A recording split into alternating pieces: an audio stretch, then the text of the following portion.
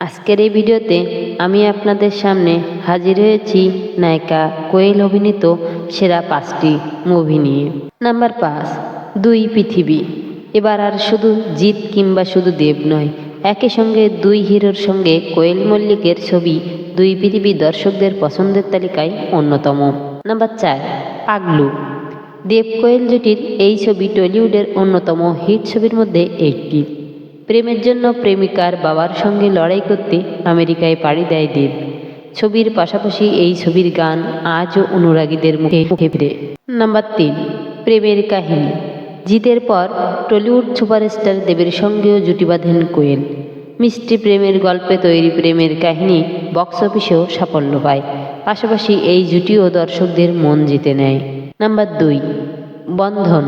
টলিউডে সেই সময় দর্শকদের মধ্যে উন্মাদনা তৈরি করেছিল জিৎ কোয়েল জুটি। জিতের সঙ্গে বন্ধন ছবিতে দ্বৈত চরিত্রে অভিনয় করেন তিনি। নাম্বার 1, নাটের গুরু। এই ছবির নাম না বললেই নয়, কারণ হরনাথ চক্রবর্তী পরিচালিত এই ছবি দিয়েই ডেবিউ হয়েছিল কোয়েল মল্লিকের। টলিউডের জনপ্রিয় অভিনেতা জিতের বিপরীতে অভিনয় করেই কেরিয়ার শুরু করেন তিনি।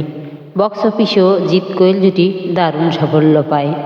এই 5টি ছবির মধ্যে আপনাদের সবচেয়ে পছন্দের ছবিটি কমেন্ট করে জানাবেন।